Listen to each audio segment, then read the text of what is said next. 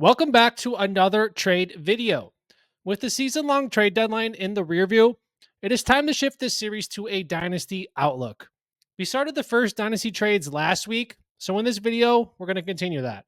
We're going to talk about trades for contenders and trades for teams looking to retool for next year.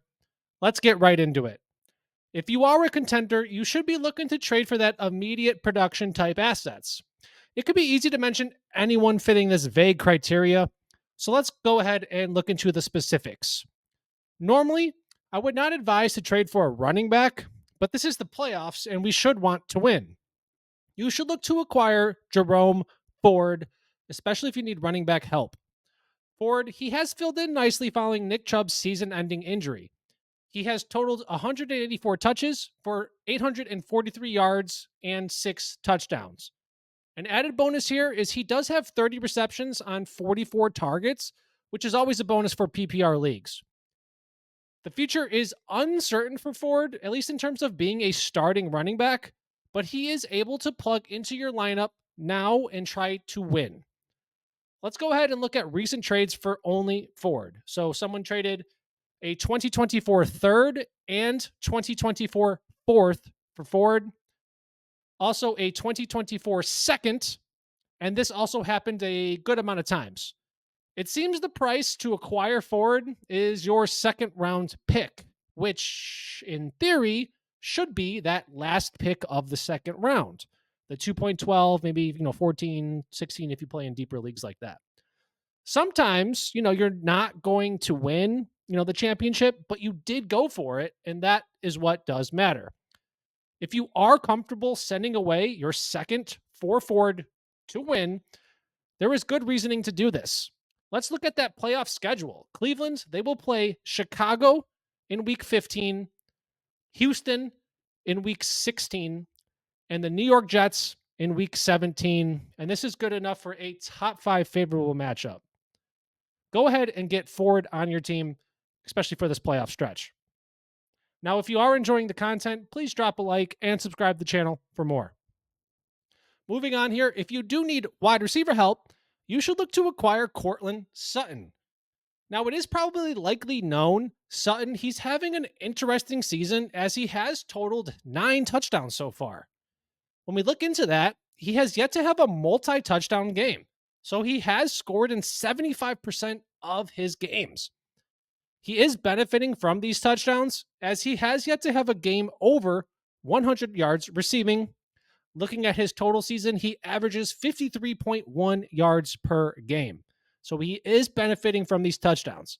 When we look into that, Sutton, he is second among wide receivers in red zone targets. And he is first in receiving touchdowns with 8. So this means only 1 touchdown came from outside, that 20 yards, the red zone. Let's go ahead and look into some recent trades here to kind of gauge the price on Sutton. So someone traded Jahan Dotson for Sutton. So maybe that retooler, they're going to get younger, they're going to get Dotson, while the contender, they get that right now piece with Sutton. Additionally here, we are looking at T. Higgins for Courtland Sutton, which this is an interesting swap.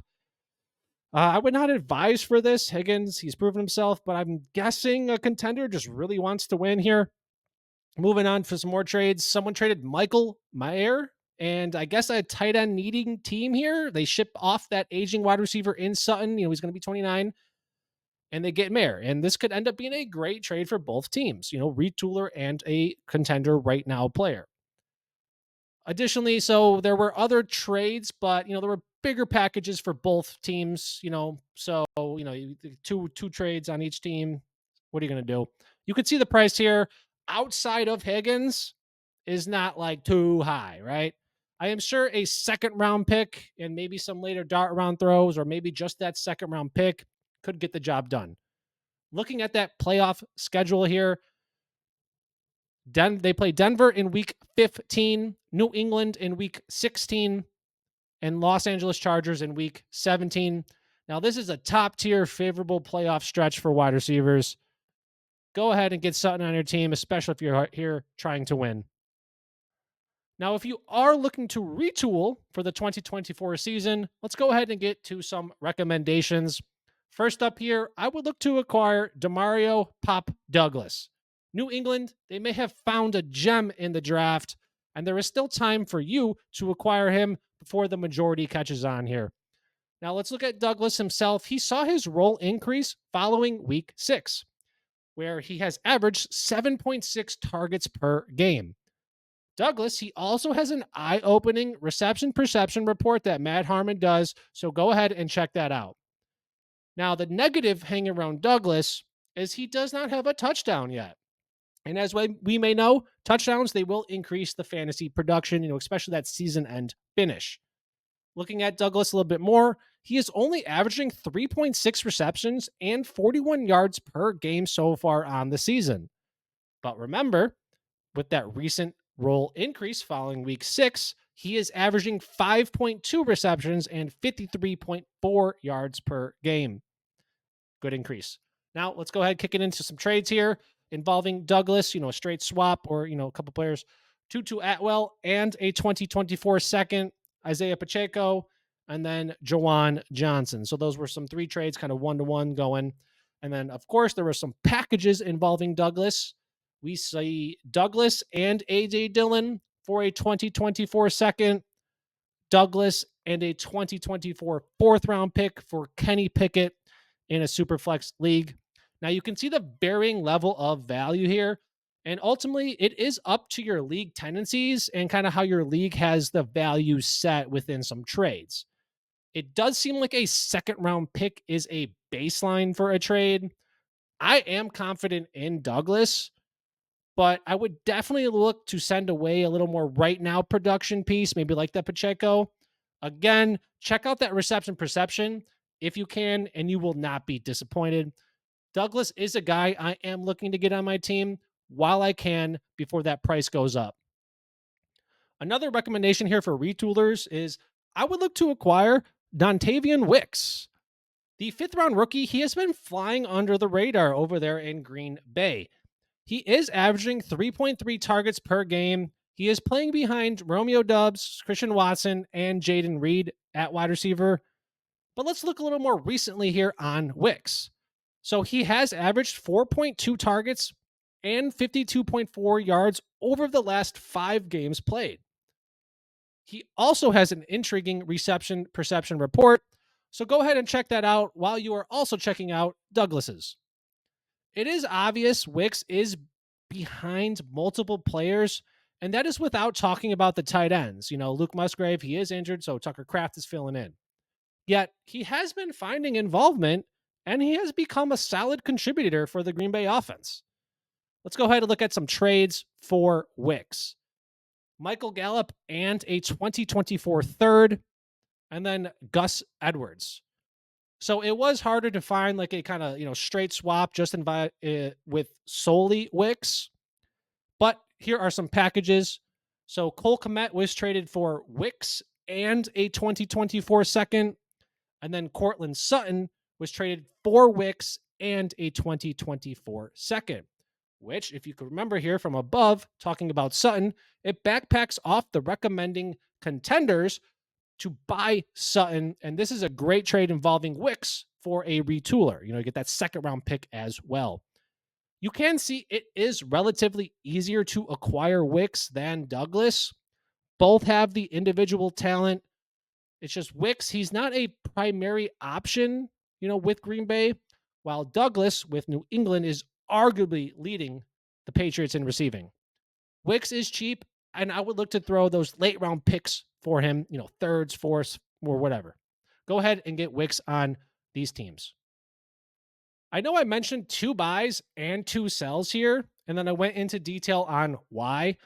I hope you can take nuggets of information away from those and apply to players you want to trade for or trade away.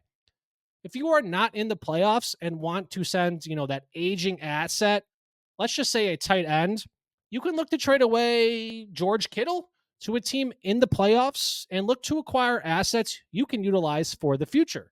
Kittle, he's going to be 30. He's aging asset. We see Travis Kelce here about to be 35. That is a 5-year difference, but we know Kittle has maybe a little bit more injury history.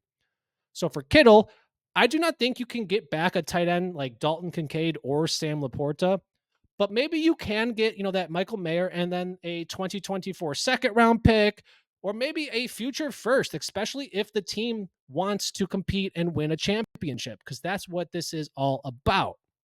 If you are a contender and you want to trade for a wide receiver, an aging asset like Mike Evans, that is great. Just do not forget you are in the playoffs, and sending, some high capital, maybe a 2024 second, maybe some additional ones, or potentially a young, proven player.